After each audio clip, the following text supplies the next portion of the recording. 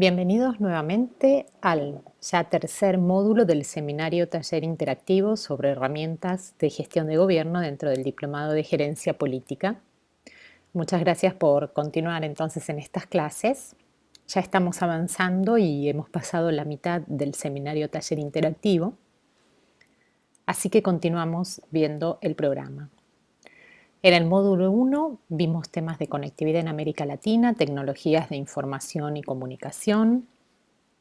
Vimos el desarrollo de los indicadores, la infraestructura y las capacidades que tenía esta tecnología de información y comunicación para brindarnos oportunidades, desarrollo, enlaces, entre otras cosas. En el primer taller de este módulo trabajamos un concepto muy reciente del año 2010 de las Naciones Unidas, es el acceso a Internet como derecho humano.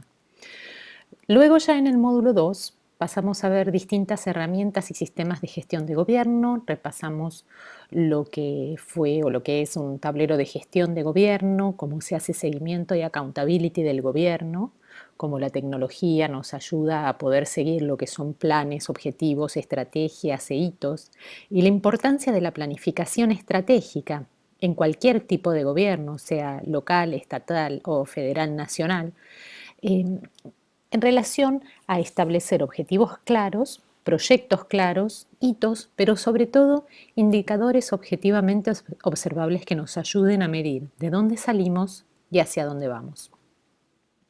En ese módulo 2 realizamos un taller de seguimiento de monitoreo de prensa y agenda de medios que nos permitió ver cómo ahora en este universo de información que los gobiernos y las plataformas políticas reciben día a día, con un sistema de monitoreo de prensa podemos analizar cientos y miles de noticias para poder darle a nuestros funcionarios públicos, a los políticos electos, a los políticos en campaña, una idea de lo que es a ciencia cierta el tono de la conversación en redes sociales y en medios para poder tomar las mejores decisiones de campaña, de política pública y de gobierno.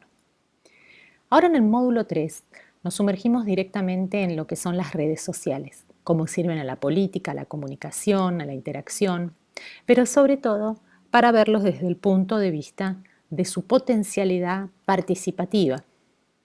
Y en el taller 3 que abordaremos en este módulo, vamos a ver cómo podemos desarrollar ideas para mejorar el uso de redes sociales en la interactividad y la tan necesaria participación social y política que necesita nuestra región.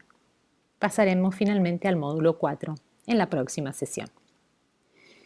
Comencemos entonces por las definiciones, lo que son las redes, y analicemos luego el fenómeno de Internet, llamado Twitter.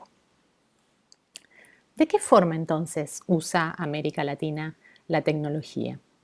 Les preparé una infografía, un chart, un gráfico de la empresa Comscore del año pasado, que muestra cómo la marcada característica social de nuestra región hace que no sea sorprendente para nosotros que para lo que más usamos tecnología de gestión interactiva, internet y redes sociales es para hacer networking, es decir, para comunicarnos con nuestra red de allegados, cercanos, familiares y bueno, todo el circuito de relaciones que tenemos y que hemos fortalecido y que prácticamente contactamos a diario.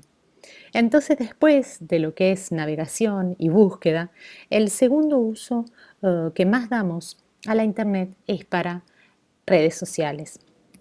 El email sigue siendo muy importante para los usuarios web de la región, incluso existiendo otras alternativas como los mensajes instantáneos o SMS. Más del 75% de los usuarios web de América Latina han visitado un sitio de entretenimiento en los últimos meses. Descendamos a ver en este chart. El entretenimiento está en el cuarto lugar.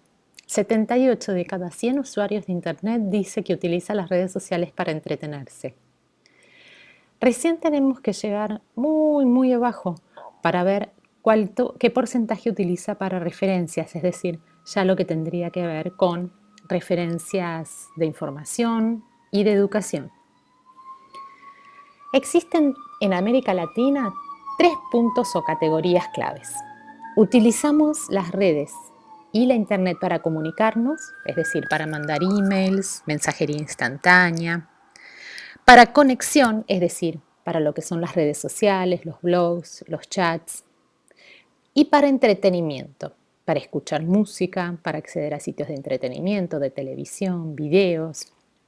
Seguramente los que están escuchando este seminario, los que están viendo este video que preparé, recuerdan lo que fue hace pocas semanas todo el fenómeno de Pokémon Go. Aquí les puse a la derecha una noticia: Pokémon Go ya está disponible en Colombia. ¿Cuál fue la fascinación de Pokémon Go? Que realmente fue de alto impacto en todas partes del mundo. Que por primera vez un juego reunía la realidad virtual con la posibilidad de interactuar con un juego que, además de haber sido muy famoso en su momento, ahora tenía la capacidad de sacarte de tu entorno, de la habitación o de la oficina o de tu casa, y llevarte a interactuar con otros jugadores en la calle. Miren, esta es una fotografía de un grupo de jugadores de Pokémon Go, y como ven, no son chicos, no son chiquitos, son jóvenes.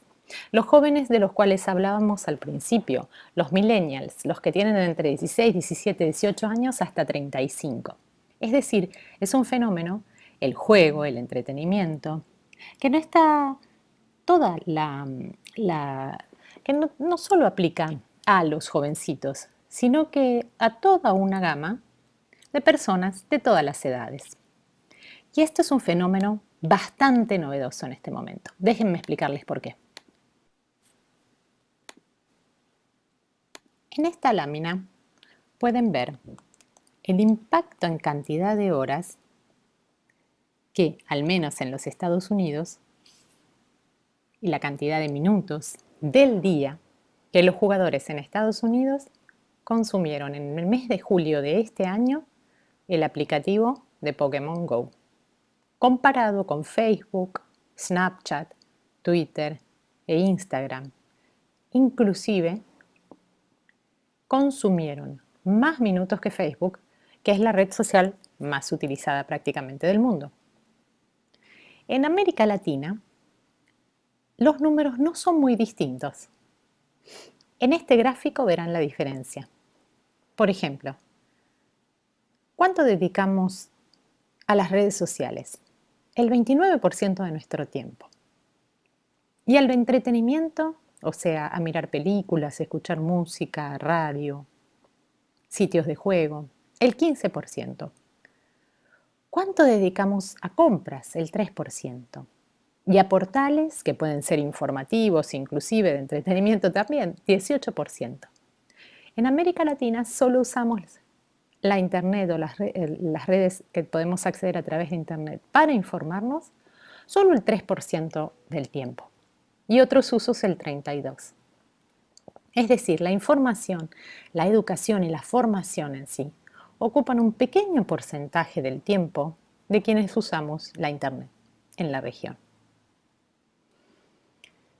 Lo que se produce en nuestra región es una verdadera revolución móvil. Hasta el año pasado, 200 millones de personas en América Latina accedían a las redes sociales a través de su celular. Esto ha significado que en 5 años hemos tenido un crecimiento estimado del casi el 60% de usuarios. Estos números son realmente impactantes. Tenemos verdaderamente millones de personas en la región que están pendientes de la información, de la conectividad y de la creación y consumismo de contenido a través de sus teléfonos móviles. Brasil es el país que más crece en cantidad de usuarios en redes sociales año a año. Brasil, Colombia y Argentina lideran el uso de Twitter en la región. Ecuador, Argentina y Venezuela, el de Facebook. Y el 70% de todas las personas que navegan en Internet en nuestra región tienen algún perfil en redes sociales. Por supuesto, mayormente Facebook. Es decir, 7 de cada 10 latinoamericanos tienen un perfil en una red interactiva o colaborativa. Esto significa que ha habido una explosión realmente importantísima de las redes sociales en nuestra región. Hace, hace uno o dos módulos les comentaba de un término novedoso que es el de prosumidor. ¿Por qué? Porque el prosumidor es la persona que produce contenido y lo consume al mismo tiempo. Hablamos de participación como la forma de consumo. Y estos datos que tienen en esta planilla son realmente impactantes. Fíjense, en 60 días se ha subido más contenido a YouTube que lo que se ha creado por los mayores productores de contenido en los últimos 60 años, incluyendo Hollywood, todas las películas que se crearon en la historia de la humanidad. Eso en 60 días está creado en YouTube. Imagínense. 180.000 usuarios de 15 millones de los que están registrados en Wikipedia han sido involucrados en los últimos 30 días. Y 300 millones de personas crearán contenido este año en las redes sociales. ¿Por qué me gusta hablar tanto de Twitter? Porque además de ser una de las redes sociales más solicitadas y más accedidas en nuestra región, es una red social que tiene características muy puntuales que a todos los que trabajamos en comunicación, en redes sociales, en política pública, en campañas políticas, en gobierno, nos tiene que interesar. Fíjense por qué. Porque dentro de esta red social hay gente que viene a informarse. El 60% de los usuarios de Twitter dice que lee noticias del país. El 64% temas sociales y culturales. Y el 59% noticias del mundo. A diferencia de los usuarios que hablábamos hace un instante, quizás más jóvenes, en Twitter la gente viene a informarse y a comunicarse, viene a leer, por ejemplo, sobre temas políticos, un 36%. Experiencias como cliente de marcas, un 25%. Seguramente alguna vez quienes usan Twitter vieron que la gente suele quejarse y discutir e intercambiar ideas con sus propias marcas porque ha tenido un problema con un vuelo, porque le ha costado obtener cierto producto, porque se le cortó la luz, entonces se queja con la empresa proveedora de energía eléctrica a través de Twitter. Y hay empresas y marcas que realmente responden muy bien a través de Twitter. Tienen community managers, que son administradores de las redes, listos y preparados para dar respuestas oportunas y rápidas. ¿Saben por qué? Porque en Twitter una queja llega instantáneamente y de la boca del usuario a cientos de miles de personas de forma inmediata. Y es por eso que en las redes sociales y especialmente en Twitter, las marcas, los productos, las empresas cuidan bastante su imagen.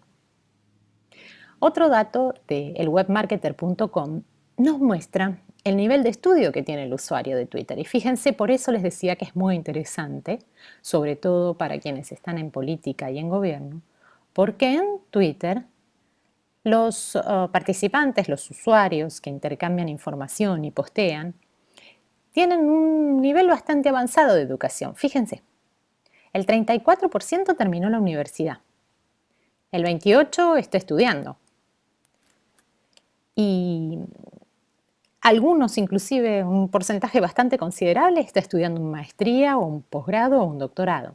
Es decir, no solo están interesados en información, sino que su nivel de educación permite que sea un público muy interesante para la política.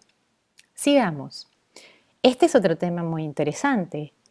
Mientras que comentábamos en el módulo anterior que los millennials, aquellos jóvenes de entre 16 y 18 años hasta 35, tenían más propensión a usar más el móvil, más minutos dedicados al entretenimiento, menos minutos a la información, más minutos dedicados al móvil, menos minutos a las computadoras personales.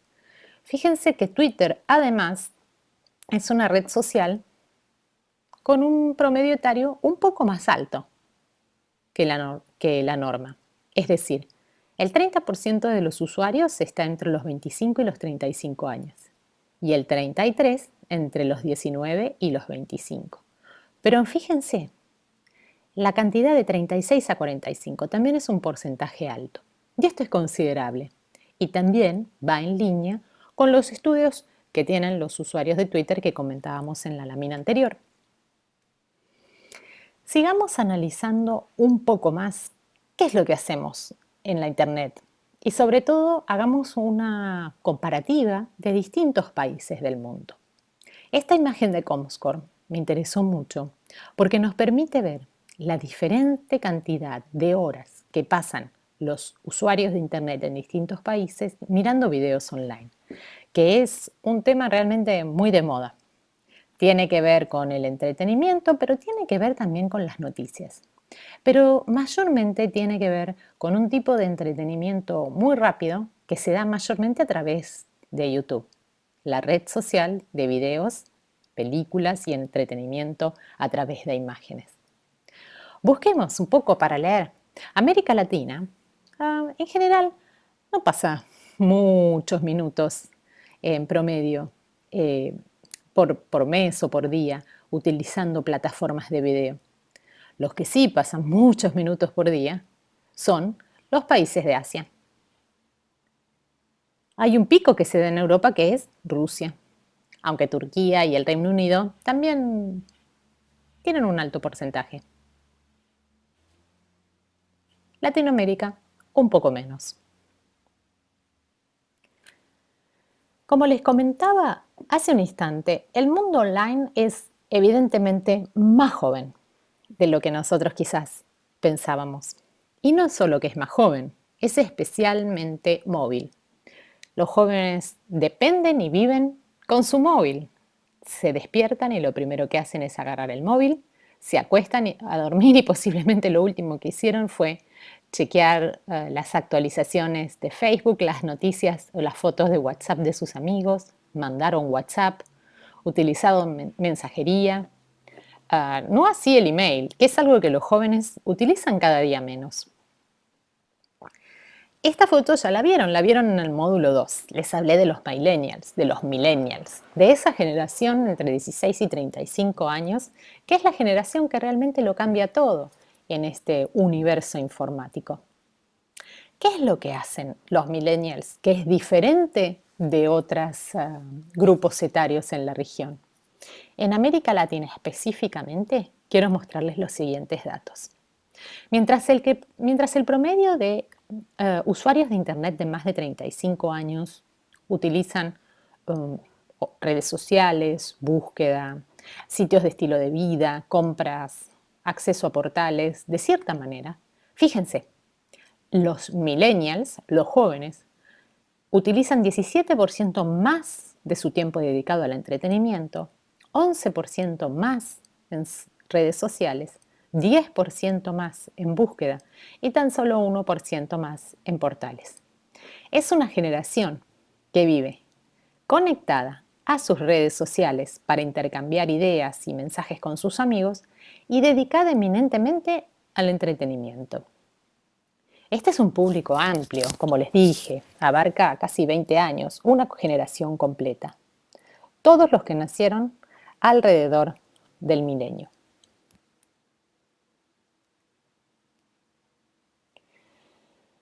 Con todo lo explicado, estimados alumnos, quiero darles una conclusión preliminar, sobre todo de este tercer módulo. Estamos ante un nuevo paradigma que nos plantea en primer lugar, como vimos en el módulo 1, que la Internet lo abarca todo, lo cubre todo, lo comunica todo y llega a todas partes. Es realmente universal, aunque veremos en un instante, no todos tienen acceso a la misma y se produce una brecha. Nace un nuevo paradigma en la relación que los jóvenes tienen con la sociedad, con la interacción y con las redes. Nace un nuevo paradigma porque la política, en la política pública, las campañas y el gobierno tienen que entender que hay un nuevo grupo de electores que ya participan en la vida social y política y que entienden la comunicación de otra manera. Esa manera de entenderla, de entender la realidad y cómo conectarnos con la realidad, presenta nuevos problemas a resolver, en especial los relativos a la desigualdad en el acceso y en la participación, y los retos que supone ese uso de tecnologías de la información y la comunicación. Entonces, como leen en la lámina, La tecnología ofrece nuevas oportunidades de vinculación entre la ciudadanía y el poder público. Hay un gran impacto que está teniendo la sociedad de la información, cuyos componentes vimos en el módulo 1, y la relación del ciudadano y el gobierno. Y quiero referirme a 3 ejes básicos. El primer eje es que como cientistas políticos, como comunicadores, como funcionarios públicos, tenemos que pensar la manera en que esta nueva sociedad nos va a empezar a exigir más información, más conectividad, más servicios. Y en segundo lugar, ¿cómo podemos aumentar la eficacia y la eficiencia del gobierno? Los pueblos, las comunidades cada vez van a pedir también más respuestas, más servicios y más muestras de que trabajamos de una manera eficiente y efectiva. En tercer lugar, tenemos que mejorar lo que he llamado las dinámicas de gobernabilidad, en base a un escrito de David Sancho Rollo. Él dice, las dinámicas de la gobernabilidad son todas esas instancias en que el gobierno se encuentra con los ciudadanos y le puede dar un servicio, le puede dar una información útil, puede hacerle ahorrar tiempo con ciertas instancias, por ejemplo, todo lo que ha sido hacer un trámite y ahora se puede hacer por internet, ahorrarle tiempo, recursos, todo lo que haga las dinámicas de la gobernabilidad, es decir, la relación que el gobierno, la instancia pública, tiene con los ciudadanos. En este primer eje, ¿cómo mejoramos la prestación de servicio? Porque cada vez tenemos más presión del sistema político y administrativo y concreto sobre los responsables de la gestión pública. Ellos nos demandan más y mejores servicios, más interactivos. Recuerden que todas estas generaciones no están acostumbradas a hacer colas para pagar trámites. Ellos están acostumbrados a la interactividad que les dan sus propios teléfonos celulares, su computador, estar conectados todo el tiempo, recibir información a través de un clic. ¿Cómo damos respuestas a ellos? En segundo lugar, esta gente que usa intensivamente las tecnologías de información y comunicación hace que nosotros necesitemos un cambio organizacional muy grande en la política. ¿Cómo hacemos ese cambio? ¿Cómo no dejamos a nadie afuera? ¿Cómo los educamos? ¿Cómo formamos a gente que está en el servicio público y quizás tiene más de 50 años, pero todavía tiene varios años para trabajar como empleado público o al servicio del ciudadano? ¿Cómo los formamos? ¿Cómo los reeducamos? ¿Cómo los insertamos en este nuevo paradigma donde la tecnología lo cubre todo? ¿Cómo esto va a afectar la estructura de gobierno? El tercer eje, en tercer lugar, ¿cómo hacemos para mejorar las dinámicas de gobernabilidad? Porque ahora se están dando nuevas formas de participación. La discusión, los debates, la gente se informa a través de internet, discute, participa activamente en redes sociales, habla de las cosas buenas, pero más que nada habla de las cosas malas del gobierno, critica, se reúne, junta fondos para aplicar a ciertas campañas, a cosas en las que cree. Entonces, cómo nosotros vamos a dar respuesta a esas demandas y expectativas de los ciudadanos será la manera en que creamos la credibilidad en la actuación gubernamental que desarrolle el Estado.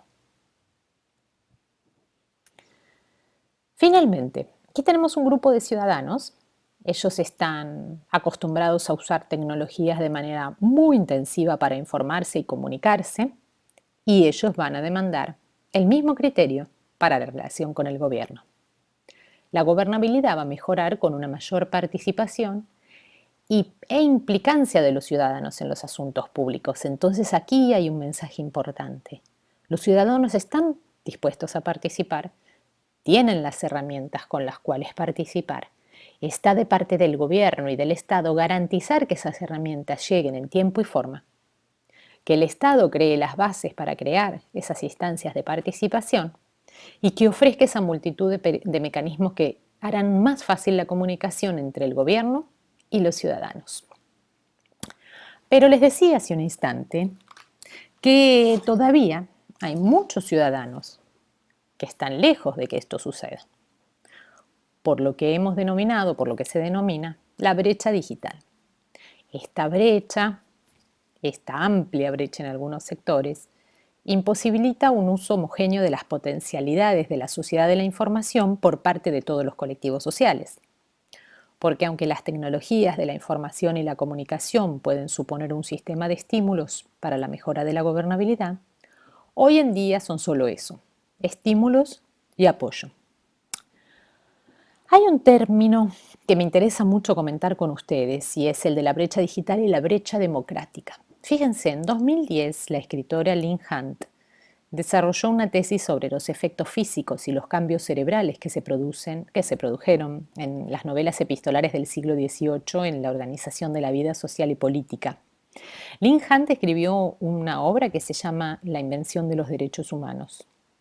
Del mismo modo que en el siglo XVIII las novelas cambiaron la forma en la cual millones de personas veían el mundo, hoy en día la tecnología de la información y la comunicación y el auge de Internet y las redes sociales causan en la sociedad actual el mismo impacto que causaron esas novelas, que lleva a la cultura actual a desarrollar pensamientos más libertarios, movimientos sociales y organizaciones de gente.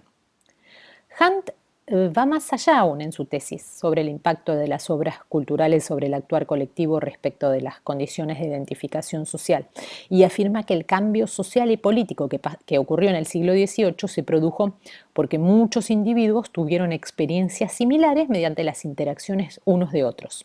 Con lo que se lee, con lo que se ve, crearon nuevo contexto o contenido social. Si a través del desarrollo y divulgación masiva de las novelas epistolares el mundo pudo provocar esos sentimientos de construcción social de la individualidad, imagínense cuánto más pueden impactar ahora las tecnologías. Por ejemplo, otra autora que me gusta mucho, Piper Norris, trata el fenómeno que implica tres aspectos principales que ella conjuga en lo que llama la brecha global, la brecha social y la brecha democrática. Y me parece que esta autora es la que toma más relevancia en la actualidad. Déjenme explicarles por qué. Desde mediados de 1990, época en que se masifica el uso de Internet, especialmente en América Latina, se provocó una intensa especulación sobre el impacto final que tendría sobre la economía, la sociedad y la política. Para la autora, para Piper Norris, muchos han puesto su esperanza en que Internet sería la nueva y poderosa fuerza capaz de transformar patrones existentes de desigualdad social y facilitar la educación, la interacción y nuevas formas de participación social, que es lo que buscamos. Pero Norris, además, aventura que el uso y desarrollo de estas tecnologías tendrían un doble filo, que pueden no resultar del todo esperanzador para las sociedades más excluidas. Y aquí hay una pregunta importante acerca de la forma en que Internet está transformando las formas convencionales de activismo democrático, porque tenemos que preguntarnos si la tecnología viene a reforzar la brecha existente entre los tecnológicamente ricos y las poblaciones más vulnerables, o los grupos de interés y los gobiernos utilizan la red para fomentar la participación interactiva, y la tecnología se utiliza solo para bajar información, pero se deja a un grupo de gente excluida de la posibilidad de interactuar o de beneficiarse. Y ese es uno de los conceptos más interesantes que desarrolla Norris, que es el de pobreza informativa. Esos dos conceptos, brecha digital, brecha democrática y pobreza informativa, son lo que ahora está más en boga en la discusión, porque no podemos permitirnos en Latinoamérica dejar a millones de personas rezagadas de lo que es la revolución interactiva. Entonces, ¿dónde tenemos que poner el foco? ¿Qué es lo que tenemos que exigirle al gobierno que realice para no dejar a esta gente rezagada en el camino? Primero, facilitar el acceso de los ciudadanos y las empresas a las nuevas tecnologías de información y comunicación. Incentivar la mejora de las habilidades, de lo educativo que comentaba hace un instante. Hay mucha gente en el ámbito público que, si tuviese la oportunidad de conocer y educarse en el uso de tecnologías de información y comunicación, sin duda podría hasta avanzar en su carrera y en la forma que ejercen y desarrollan su trabajo en la administración pública. Y también tenemos que incentivar la decisión política. ¿Recuerdan? En el módulo 1 les decía que era uno de los aspectos fundamentales para tener en cuenta. Lo habían identificado ustedes mismos en las encuestas como una de las principales barreras. Si no incentivamos una decisión política fuerte para un uso intensivo de los sistemas avanzados de información y comunicación, difícilmente podremos avanzar en esta verdadera democracia digital. Pero tenemos que tener conciencia de un camino crítico. ¿Cuál es el objetivo que perseguimos? ¿Qué método de medición usaremos? ¿Quiénes son los actores que necesitan saber? ¿Cuál es la metodología que vamos a utilizar en este camino? ¿Les suena conocido? Sí, son los mismos pasos críticos de la planificación estratégica que analizamos en el módulo 2 para el desarrollo de tableros de gestión de gobierno. Entonces, repasemos también ese concepto para lo que es la planificación estratégica pura del Estado, del gobierno, para la toma de decisiones.